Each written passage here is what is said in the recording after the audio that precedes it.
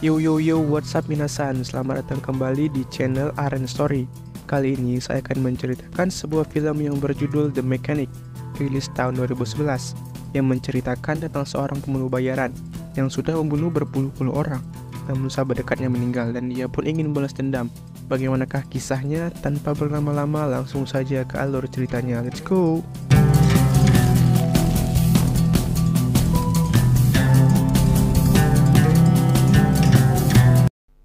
Di Kolombia, terlihat kelompok mafia sedang menyiksa orang-orang di sekitar sana karena mereka berkerumun dan mengganggu jalan para mafia itu. Setelah sampai di rumahnya, bos dari mafia itu langsung menyegarkan badannya dengan berenang.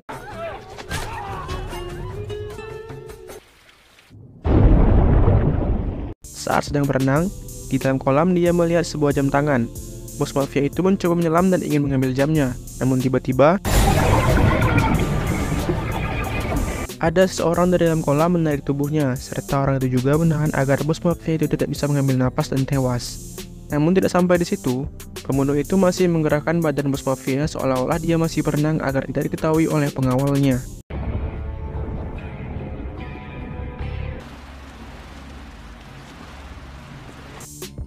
Pembunuh itu bernama Arthur, merupakan seorang pembunuh bayaran, dan juga sebuah mesin pembunuh berwujud manusia.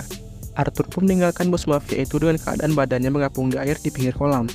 Pembantu di rumah itu melihat bosnya yang telah tewas dan langsung berteriak, sedangkan Arthur kabur dengan lompat ke sungai dan menempel di perahu.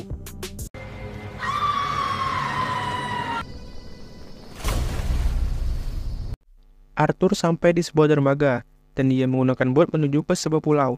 Ternyata di sana ada tempat tinggalnya Arthur. Di sana juga dia menyiapkan segala persiapan untuk membunuh targetnya. Namun uniknya, dia selalu membunuh target seperti sebuah insiden kecelakaan. Dia kembali ke dermaga dan menuju ke sebuah kafe untuk berjumpa dengan sahabatnya yang bernama Harry. Dia berjumpa dengan Harry untuk mengambil uang bayarannya. Setelah mendapat uang dari Harry, Arthur langsung menuju ke sebuah bar, dan dia berjumpa dengan seorang wanita dan langsung terjadi adegan wik-wik. Besoknya dia pulang ke rumahnya untuk melakukan misi selanjutnya. Saat dia melihat Job akan melihat targetnya, ternyata orang yang akan dia bunuh adalah sahabatnya sendiri, yaitu Harry. Karena merasa ada kesalahan yang terjadi, dia meminta adanya pertemuan. Dengan pertemuan itu, dia berjumpa dengan bos yang memerintahkannya untuk membunuh Harry, yang bernama Mr. Dean. Karena Harry telah menjual informasi perusahaan mereka. Dean juga mengatakan 5 dari agen yang dikirim untuk membunuh seorang target, salah satunya adalah Harry. Namun semua agen itu terbunuh, dan Harry seorang yang selamat. Arthur juga melihat foto Sebastian, yang merupakan salah satu dari 5 agen itu, yang tewas dengan tembakan di kepalanya. Awalnya Arthur tidak menginginkan hal itu, namun Dean mengatakan kalau dia akan mengirim orang lain untuk membunuh Harry jika Arthur tidak mampu melakukannya.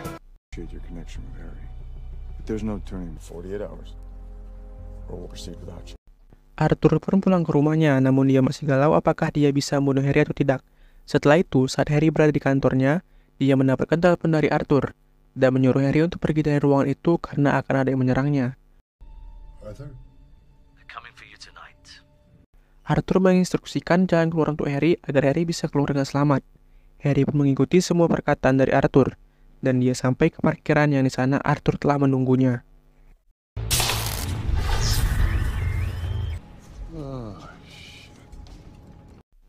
Mereka pun berbincang sejenak, dan Harry mengeluarkan pistolnya, namun dia tidak menembakkannya ke Arthur, melainkan dia menembakkan pistol itu ke mobilnya. Setelah itu, dia memberikan pistol itu kepada Arthur, karena Harry sudah mengetahui bahwa Arthur datang berniat untuk membunuhnya. Dan setelah mengambil pistol dari Harry, Arthur pun langsung menembakkan pistolnya di bagian dada Harry.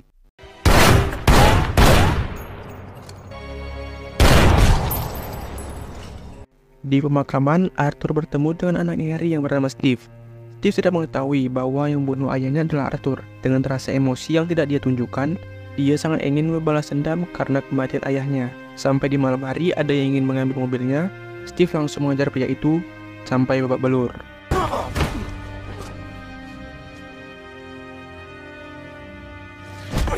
Arthur yang merasa bersalah karena telah membunuh Harry, akhirnya dia menyuruh Steve untuk datang menjumpainya di tempat penjualan hewan. Di sana, Arthur sempat mengatakan identitas dari Steve dan membeli seekor anjing Chihuahua untuk misinya.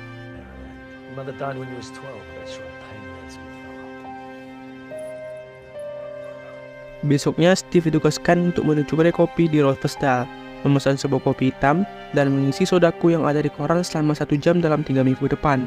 Dan Arthur juga melatih Steve dalam menembak.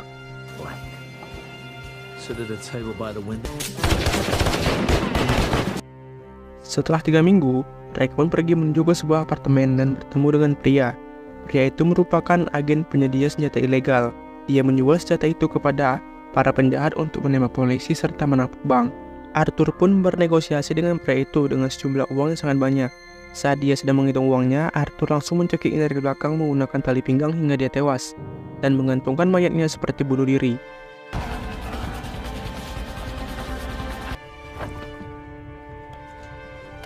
Mereka kembali ke rumahnya Arthur dan melihat target mereka selanjutnya.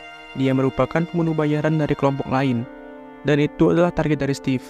Ternyata guna dari Steve setiap hari ada di kedai kopi itu untuk melihat kebiasaan dari targetnya. Targetnya juga merupakan pria penyuka sama jenis yang wajib dimusnahkan. Arthur menyiapkan cairan yang bisa menghentikan detak jantung dalam 3-6 menit dan memberikan cairan itu kepada Steve. Arthur juga menyuruh Steve melakukan tugas ini dengan rapi. Namun Steve berbeda cara menyelesaikan misi dengan Arthur. Dia tidak ingin menggunakan cairan itu.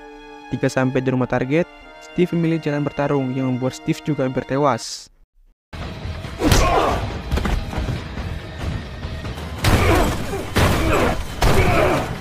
Besoknya Arthur sampai di bandara dan mendapatkan kiriman barang dari Diane. Barang yang di dalamnya terdapat sejumlah uang dan target mereka selanjutnya. Ternyata pria yang menjadi target mereka merupakan orang yang mengaku sebagai nabi yang baru dan membawa ajaran baru yang menyesatkan, dan mendapatkan uang ratusan juta dolar dari situ. Pria itu bernama Vaughan. Sekarang dia berada di sebuah hotel untuk wawancara dan memberikan doa kepada orang-orang yang mengakuinya. Sedangkan Arthur dan Steve menjalankan rencana mereka dengan memanjat tembok hotel dan memasang kamera di setiap sudut untuk melihat kebiasaannya. Keesokan harinya, mereka kembali ke gedung yang sama dan memasuki sebuah jalur pipa untuk menuju kamar Vaughan. Mereka juga menggunakan kamera untuk melihat keadaan kamar. Pada saat Arthur dan Steve akan masuk ke sana, Vaughan dan pengawalnya masuk ke kamar. Dia mendapatkan infus berupa cairan ketamin yang merupakan psikotropika golongan 1, dan saat cairan itu disuntikan, Vaughan mengalami halusinasi. Setelah di kamar itu hanya tinggal Vaughan seorang diri, Arthur dan Steve pun masuk dalam untuk langsung bunuh Vaughan dengan cara menutup hidungnya dan memasukkan kamera ke tenggorokannya agar dia tidak bisa bernapas dan tewas. Penjaganya yang masuk pun kaget karena Vaughan telah tewas. Namun saat penjaga itu memeriksa kembali Vaughan, baut dari tempat sembunyi Arthur dan Steve terjatuh, yang menyebabkan para penjaga itu mengetahui posisi mereka. Steve langsung menembak penjaga yang mendekat itu, dan terjadilah baku tembak antara Arthur, Steve, dan penjaga Vaughan, yang menyebabkan korban tewas yang sangat banyak.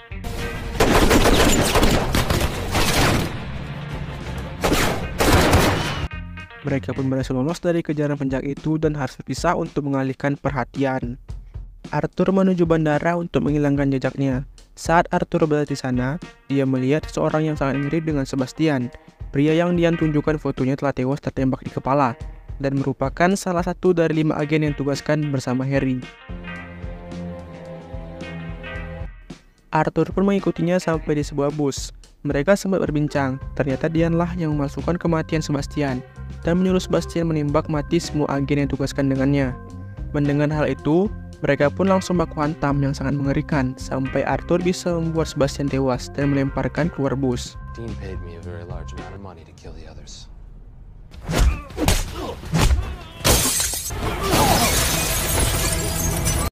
Saat dia sampai di dermaga, Arthur tidak melihat pria yang selalu menjaga dermaga itu. Tak lama ada 3 orang bersenjata datang ke arah Arthur. Namun dengan kecerdasannya, Arthur mampu menghabisi mereka bertiga dan menelepon Dean.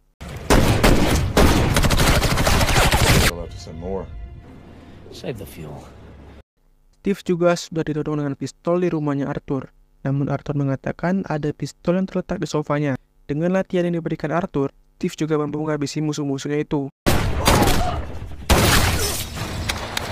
Saat mereka melakukan persiapan untuk mencari keberadaan Diane, Steve tidak sengaja menemukan pistol milik ayahnya, dan Steve baru mengetahui bahwa Arthur lah yang membunuh ayahnya. Namun dia tidak langsung menembak Arthur. Dia masih bisa menahan amarahnya untuk balas dendam kepada Diane terlebih dahulu. Never kill someone you know. Mereka pun sampai di rumah salah satu anggota dari Diane dan mencari informasi keberadaan Diane berada dengan menyandera putrinya, dan mereka mendapatkan keberadaan Diane di mana. Setelah mereka tahu di mana keberadaan Diane, mereka langsung bergerak secara terpisah. Steve membawa bus dengan berlawanan arah dengan Dean, sedangkan Arthur membawa truk sampah yang mengikuti Dean dari belakang. Dan dengan sekali tabrak, mereka bisa menggulingkan mobil Dean dan menembaki Dean dengan penuh emosi. Setelah mereka menewaskan Dean, mereka masih bergerak bersama dan mampir ke sebuah SPBU. Disitulah Steve membalaskan dendamnya kepada Arthur karena telah membunuh ayahnya. Dengan sengaja mengalirkan bensin ke bawah mobilnya, kemudian menembaknya hingga meledak.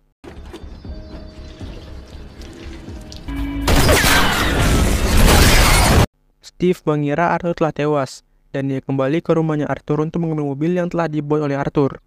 Tetapi di dalam mobil itu telah ada suara dari Arthur, dan mobilnya tiba-tiba meledak sehingga Steve pun tewas. Ternyata, saat dilihat dari CCTV SPBU, Arthur masih sempat keluar dari mobil sebelum meledak, dan dia pun menggunakan mobil lain untuk mengasingkan dirinya kembali. Film pun selesai, film yang lumayan seru. Terima kasih telah menonton. Jangan lupa tekan tombol like dan subscribe. Aktifkan juga tombol loncengnya. Share ke teman-teman kalian semua. Sampai jumpa lagi di video berikutnya. Bye-bye.